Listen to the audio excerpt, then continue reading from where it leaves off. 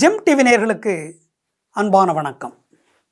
அதிகாரம் 119 பசப்புரு பருவரல் 1188வது குறட்பாவை பற்றி நாம் இப்பொழுது சிந்திக்க இருக்கின்றோம். பசந்தாள் அவள் என்பதல்லால் இவளை துறந்தார் அவர் என்பாரில். பசந்தாள் இவள் என்பதல்லால் இவளை துறந்தார் அவர் என்பாரில். பசந்தாள் இவள் என்பதல்லால் இவரை துறந்தார் அவர் என்பாரில். என்னையா இது? என்னை விட்டு பிரிந்து சென்றவர் அவர்தான், தலைவர்தான். என்னுடைய காதலர் தான், என்னுடைய தலைவன் தான் என்னை விட்டு பிரிந்து சென்றார்.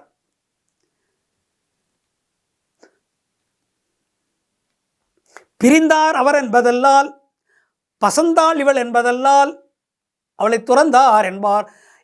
என்னை விட்டு போனவர் அவர்தான், அவரைத்தான் குறை சொல்ல வேண்டும். என்ன அந்தாள் மனிதன் மனைவியை பிரிந்து விட்டு போய்விட்டானே, தனியாக இருக்கிவிட்டு இத்தனை நாளாக போய் எங்கே இருக்கிறானே, எந்த இடத்தில் இருக்கிறான், எப்படி, ஏன் இந்த நிலை அவனுக்கு? மனைவியை பிரிந்து செல்லக்கூடிய காரணம் என்ன? ஏன் பிரிந்து சென்றான்? பிரிவை தாங்குவாளா மனைவி? ஏன் அவனுக்கு இதெல்லாம் தெரியவில்லை என்று அவனைத்தான், தலைவனைத்தான் படித்து பேச வேண்டும் ஊரார்.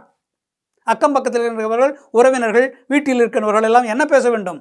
எவன் விட்டு பிரிந்து சென்றானோ தலைவன் தான் விட்டு பிரிந்து சென்றான், அவனைத்தான் சொல்ல வேண்டும்.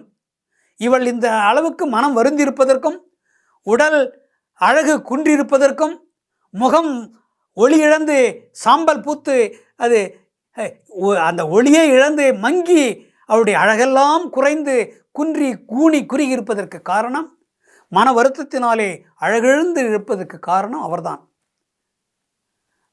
அவரை பற்றி எதுவும் பேசாமல், என்னடி இப்படி இருக்கிறாய், என்னடி முகம் வாடி இருக்கிறது, என்னடி உன் முகம் எப்படி, ஏன் நீ சேலையை அழகாக ஆடைகளை எல்லாம் அழகாக அணிந்து கொண்டு வருவாயே, நகைகளையெல்லாம் நிறைய போட்டு கொண்டு வருவாயே, எப்பொழுது பார்த்தாலும் பவுடர் அடித்து கொண்டிருப்பாய், நன்றாக பொட்டு, அழகான பொட்டுக்களையெல்லாம் விதவிதமான பொட்டெல்லாம் வைத்து கொண்டு வருவாய், திலகமிட்டிருப்பாய், வாசனை திரவியங்களையெல்லாம் பூசிக்கொண்டு வருவாய், ஜம்மென்று வாசனை வரும், சந்தன வாசனை வரும், இப்படி இருக்கிறாய், தலையை நீ அழகாக தலையை சீவிக்கொண்டு வருகின்ற பார்த்தா அந்த அழகே எல்லோரும் பார்ப்பார்கள், இவ்வளோ அழகாக இருக்கிறாளே என்று. என்ன ஆயிற்று? தலை வரவில்லை, முகத்தை கழுவ காணோம், வாசனை வரவில்லை, ஆடைகளை மாற்றவில்லை, இப்படி துயரத்தில் இருக்கிறாய் என்று எல்லோரும் என்னை கேட்கிறார்கள். பைத்தியக்காரர்கள், அறிவில்லாதவர்கள். நானா தவறு செய்தேன்? நான் இந்த நிலைக்கு காலானதற்கு நானா காரணம்? நானே என்னை வருத்தி கொண்டேனா? எனக்கு நானே நோயை உண்டாக்கி கொண்டேனா? இதற்கெல்லாம் காரணம் தலைவன், என்னுடைய தலைவர்.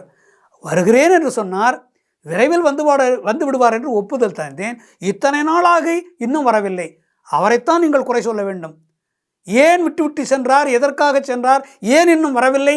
இப்படி ஒரு மனிதன் இருப்பானா?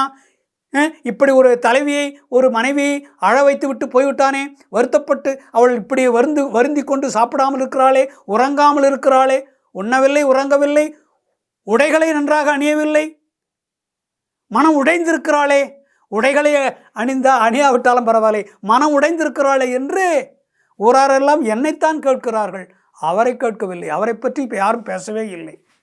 இது என்ன உலகம் இது? இப்படித்தான் இருக்கிறது உலகம்.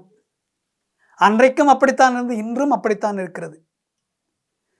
யார் தவறு செய்தார்களோ அவர்களை பற்றி பேசுவதில்லை.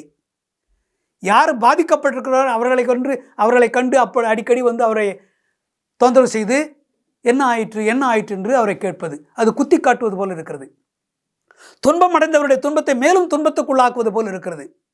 இது நல்லதல்ல, இப்படியெல்லாம் பேசுவது நல்லதல்ல என்று தலைவி தனக்குள்ளே நினைத்து கொண்டு, இந்த பேச்சு எனக்கு வேண்டுமா? என்னை இப்படியெல்லாம் கேட்பதற்கு யார் காரணம்? அவர்தான் காரணம். அவர் வந்து விடுவாரா?